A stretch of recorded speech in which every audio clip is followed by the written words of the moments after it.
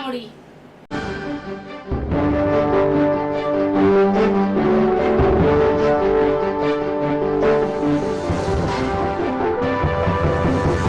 पंतप्रधान नरेंद्र मोदी यांच्या स्वच्छ भारत मिशन अंतर्गत पहिल्यांदा ठाणे जिल्ह्यातील 431 गावांमध्ये काल स्वच्छतेचा पायलट राबविला जाणार आहे.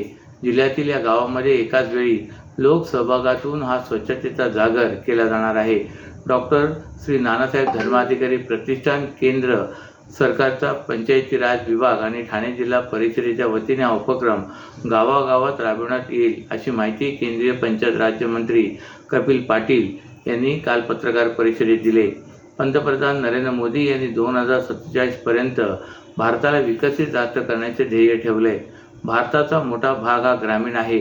ग्रामीण भारताचा विकास झाल्याशिवाय भारताची विकसित राष्ट्र म्हणून ओळख निर्माण होणार नाही. त्याचबरोबर केंद्र सरकारच्या पंचायती राज विभागाने निश्चित केलेल्या 9 शाश्वत विकास ध्येयातील स्वच्छ व हरित गाव आणि आरोग्यदायी गाव या 2 संकल्पनांनुसार ठाणे जिल्ह्यातील 431 ग्रामपंचायतीच्या गावखेड्यामधील रस्ते, गल्ल्या, मैदाने आदी लोकसहभागातून स्वच्छ केले जातील, असे पाटील यांनी यावेळी सांगितले. जिल्हाधिकारी कार्यालयाच्या समिती सभागृहात घेतलेल्या पत्रकार परिषदेत ते बोलत होते. यावेळी ठाणे जिल्हा परिषदेचे मुख्य कार्यकारी अधिकारी मनोज जिंदल, अतिरिक्त जिल्हाधिकारी मनीषा जायभाये आदी यावेळी उपस्थित होते. नववर्ष स्वागत आणि सरत्या वर्षाला निरोपानिमित्त आयोजित केलेल्या पार्टीमध्ये मद्यप्राशन करून वाहन चालवणाऱ्या 297 चालकांची झिंग 31 डिसेंबरच्या मध्यरात्री ठाणे शहर वाहतूक पोलिसांनी उतरवले. गेल्या 6 दिवसांमध्ये 743 चालकांवर अशी कारवाई झाली. वाहतुकीचे नियम मोडणाऱ्या 17,075 बेशिस्त चालकांवर विविध कलमान्वये कारवाई झाल्याने एका आठवड्यात 17,818 वाहन चालकांवर कारवाईचा बडगा उगारल्याची माहिती वाहतूक शाखेचे पोलीस उपायुक्त डॉक्टर विनयकुमार राठोड यांनी दिले. मद्यपी वाहन चालकांकडून कोणताही अपघात होऊ नये यासाठी ठाणे वाहतूक पोलिसांनी 26 ते 31 डिसेंबर 2023 या कालावधीमध्ये 36 ब्रेथ अनलायझर तपासणी मोहीम राबविली.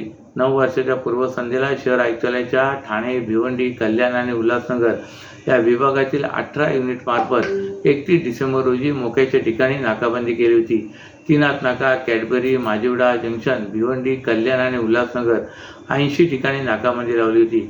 यासाठी 36 अधिकारी आणि 264 अंमलदार तसे 75 वाहतूक मदतनीसांची नेमणूक केली होती.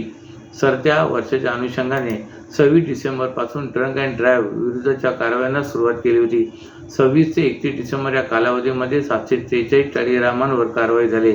31 डिसेंबर रोजी रात्री अशा 297 मद्यपींवर कारवाई झाली. वाहतुकीच्या नियमांचे उल्लंघन करणाऱ्या 17,075 चालकांवर 26 ते 31 डिसेंबर दरम्यान कारवाई झाली. ते 31 डिसेंबर रोजी 299 चालकांवर इतर कलमान्वये पोलिसांनी कारवाई केली. पेट्रोल डिझेलची वाहतूक करणाऱ्या डीलर्सने पुकारलेल्या संपाचा परिणाम आज सकाळी ठाण्यात जाणवू लागला. पेट्रोल नसल्याने ठाणे शहरातील मध्यवर्ती ठिकाणी असलेल्या 3 पेट्रोल पंप, माजिवडा परिसरातील तसेच 3 पेट्रोल पंप येथील दोन्ही पेट्रोल पंप सकाळपासूनच काही तासाच्या अंतरावर बंद झाल्याचे पाहण्यास मिळून आले होते. त्यामुळे इतर पेट्रोल पंपावर वाहन चालकांनी धाव घेतल्याने येथे विशेष करून दुचाकी वाहन चालकांची गर्दी झाली होती. तसेच वाहन चालकांनी पेट्रोल गाडी टाकण्यासाठी लांबच लांब रांगा लावण्याने वाहतूक कोंडी झाली होती. शहरातील इतर ठिकाणी असलेल्या पेट्रोल पंप धारकांकडे स्वतःचे पेट्रोल आणणारे वाहने असल्याने त्या पंपावर पेट्रोल उपलब्ध होते. त्या ठिकाणी वाहन चालक गाड्यांच्या टाक्या फुल करताना बाटल्या आणि कॅनमध्ये पेट्रोल नेताना दिसत होते. सोमवारी पेट्रोल वाहून नेणाऱ्या डीलर्सने संप पुकारल्याने आज सकाळीच 3 पेट्रोल पंप येथील पेट्रोल संपल्याने एक पंप बंद झाला होता. त्यानंतर काही अंतरावर असलेल्या आणखीन एक पंप बंद करण्याची वेळ त्या पेट्रोल पंप धारकावर आली. जर जे पेट्रोल बंद झाले होते त्या पेट्रोल पंपाच्या ठिकाणी ओन्ली डिझेल असे बोर्ड लावण्यात आले होते. तसे पंपावरील कर्मचारी येणाऱ्या वाहन चालकांना पेट्रोल संपल्याचे सांगताना दिसून आले. जोपर्यंत पेट्रोल आणि डिझेल आहे तोपर्यंत पंप सुरू राहतील, त्यानंतर मात्र ते बंद करावे लागतील, असा सूर पेट्रोल पंपावरील कर्मचाऱ्यांशी बोलताना दिसून आला. TJSB सौर शक्ती कर्ज, गो ग्रीन, करा वीज बिलावर बचत. आकर्षक व्याजदर, 84 महिने परतफेड कालावधी, 80% लोन, व्यावसायिक आणि उद्योजकांकरता सुद्धा. अधिक माहितीसाठी तुमच्या जवळच्या शाखेला भेट द्या किंवा संपर्क साधा. 1800-223-466 आणि 1800-266-3466. ठाणेकर मालमत्ता करदात्यांसाठी करातील व्याज माफी अभय योजना 31 डिसेंबर 2023 पर्यंत मालमत्ता करावरील 100% व्याज माफ. तसेच 1 जानेवारी ते 15 जानेवारी 2024 या कालावधीमध्ये मालमत्ता करावरील 75% व्याज माफ. त्याचप्रमाणे 16 जानेवारी ते 31 जानेवारी 2024 या कालावधीमध्ये मालमत्ता करावरील 50% व्याज माफ. तरी सदर व्याज माफीच्या अभय योजनेचा ठाणेकर करदात्यांनी लाभ घ्यावा. महानगरपालिकेच्या कोणत्याही संकलन केंद्रावर कर भरण्याची सोय आहे. एटीएम, डेबिट, क्रेडिट कार्डद्वारे कर भरण्याची सुविधा उपलब्ध करून देण्यात आली आहे.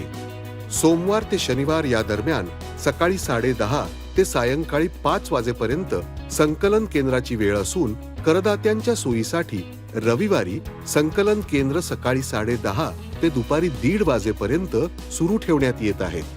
यासोबतच ठाणे महानगरपालिकेच्या propertytax.thanecity.gov.in या संकेतस्थळावर ऑनलाईन पद्धतीने मालमत्ता कर भरण्याची सुविधा उपलब्ध करून देण्यात आली आहे. तसेच गुगल पे, फोन पे, पेटीएम आणि भीम ॲपद्वारे आपला कर सुलभतेने जमा करू शकता. ठाणे महापालिका क्षेत्रातील सर्व करदात्यांना विनंती आहे की आपण या व्याज माफी अभय योजनेचा जरूर लाभ घ्या आणि आपला मालमत्ता कर लवकरात लवकर महापालिकेमध्ये जमा करून महापालिकेस सहकार्य करा. धन्यवाद. एखादी व्यक्ती दगावली तर ट्रक चालकाला लगेच 10 वर्षासाठी तुरुंगात टाकायचे. हे ट्रक चालक जीवाची पर्वा न करता सलग 10 दिवस गाडी चालवून तुम्हाला जीवनावश्यक वस्तू पुरवतात ना. भारतात कोणाच्या कामाची किंमतच राहिली नाही, असा सवाल डॉक्टर जितेंद्र आव्हाड यांनी उपस्थित करून देशात पोलीस राज्य आणण्याचा कट रचण्यात आला असल्याचा आरोप इंडिया आघाडीचे प्रवक्ते तथा राष्ट्रवादी काँग्रेसचे राष्ट्रीय सरचिटणीस डॉक्टर जितेंद्र आव्हाड यांनी पत्रकार परिषदेत केला आहे. जाचक कायद्याच्या विरोधात ट्रक चालकांनी पुकारलेल्या बंदला डॉक्टर जितेंद्र आव्हाड यांनी आपला पाठिंबा जाहीर केला आहे. या संदर्भात पत्रकारांशी ते संवाद साधत होते. ते म्हणाले की केंद्र सरकारने जे CRP बदल करताना एखादी व्यक्ती ट्रक खाली येऊन दगावली तर ट्रक चालकाला 10 वर्ष कैद आणि 10 ते 15 लाखाचा दंड अशी तरतूद करण्यात आलेली आहे. प्रश्न असा आहे की अपघात घडतो त्यामध्ये फक्त ट्रक चालकाची चूक असते का? मग तुमचे नियम इतके कठोर करा की झेब्रा क्रॉसिंग व्यतिरिक्त अन्य ठिकाणी रस्ता ओलांडणाऱ्यांच्या घरच्यांनाही 10 लाखांचा दंड आकारा. हा कायदा फक्त ट्रक चालकांना नाही लावायचा तर छोट्या वाहनांनी जे अपघात होत असतात त्यांनाही हा कायदा लागू करण्यात येणार आहे. म्हणजे चांगल्या घरातील मुलंही जेलमध्ये जाणार आहेत. आतापर्यंत शिक्षेची मर्यादा 2 वर्ष होती, ती आता 10 वर्ष केली आहे. याचाच अर्थ हा गुन्हा आता न्यायदंडाधिकाऱ्यांकडून सत्र न्यायालयात वर्ग होणार असून आरोपींना जामीन मिळण्यासाठी किमान 90 दिवस लागणार आहेत. कोणताही कायदा करताना ज्याचा संबंध सदर कायद्याशी येणार आहे त्यांच्याशी चर्चा करणे गरजेचे असते. कायदा आपल्या मनाप्रमाणे करायचा नसतो, तर कायदा समाजासाठी उपयुक्त आहे की नाही याचा सारासार विचार करून कायदा करायचा असतो. पण या कायद्याने अनेक जण जेलमध्ये जातील म्हणजे आपल्या देशाचा तो परीघ आहे त्याचा अर्धा भाग तुरुंगात रूपांतरित करावा लागेल. आज मितीत तुमच्या जेलमध्ये जागा आहे का? एकट्या नौपाडा पोलीस ठाण्याचा विचार केला तर 25 ते 30 माणसे कोथळीत कोंबली तर त्याचे नैसर्गिक विधी करायला जागा मिळणार नाही. आरोपींची मानवी मूल्य जपावी लागतात. सर्व मानवी मूल्यांची हत्या करून या देशाला पोलीस राज्य करण्याचा जो प्रयत्न असेल तर त्याला विरोध झालाच पाहिजे. कधीतरी आपल्या घरातील मुलाच्या हातून असा अपघात घडेल तेव्हा आपणाला समजेल की या कायद्यात वाईट काय आहे ते. म्हणून आधीच जागे व्हा, असेही आव्हाड म्हणाले. ओबीसी आणि मराठा यांच्यात निर्माण करण्यात आलेला राजकीय वाद संपवण्यासाठी ओबीसी आरक्षणाची फेरवाटणी करून 38% आरक्षणामध्ये सोबत सुचवल्याप्रमाणे आरक्षणाचे उपवर्गीकरण करावे, जेणेकरून मराठा आरक्षणाचा जटिल प्रश्न कायमचा सुटेल. त्याचप्रमाणे 12 बलुतेदार आणि आलुतेदार यांनाही सामाजिक न्याय देता येईल.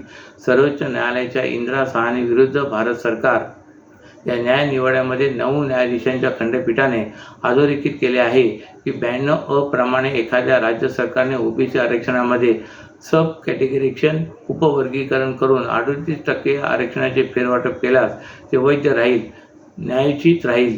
2017 मध्ये केंद्र सरकारने या बाबतीत जस्टिस रोहिणी आयोग नेमले होते. या आयोगाचा उद्देश सुद्धा ओबीसीचे विभाजन करण्याचाच होता, असा नवा फॉर्म्युला ओबीसी नेते माजी खासदार हरिभाऊ राठोड यांनी मांडला आहे. मराठा आणि ओबीसी आरक्षणावरून राज्यात सध्या रणकंद माजले. त्या पार्श्वभूमीवर हरिभाऊ राठोड यांनी आज पत्रकार परिषद घेऊन आपला फॉर्म्युला मांडला. राठोड म्हणाले की राज्यामध्ये मराठा आरक्षणाची मागणी तीव्रतेने होत आहे. गेले दशकभर लाखोचे मोर्चे, अनेक आंदोलने, उपोषणे, निदर्शने होत असताना जरांगे पाटील यांच्या उपोषणानंतर मराठा समाजातील आरक्षणाची मागणी अधिक तीव्रतेने जाणवत आहे.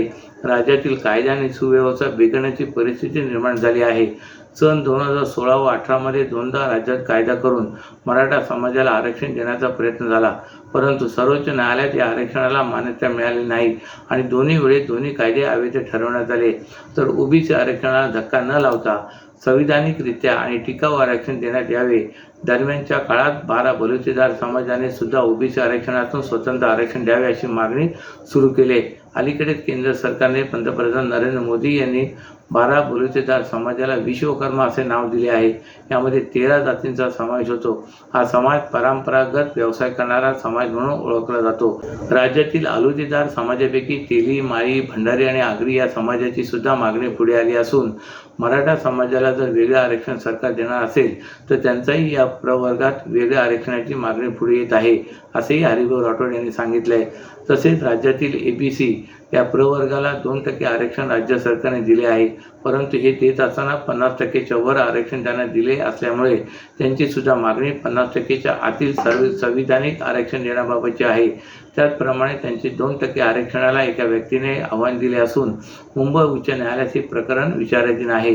त्या कुठल्याही क्षणी हे आरक्षण असंविधानिक ठरून अवैध घोषित करण्याची शक्यता आहे.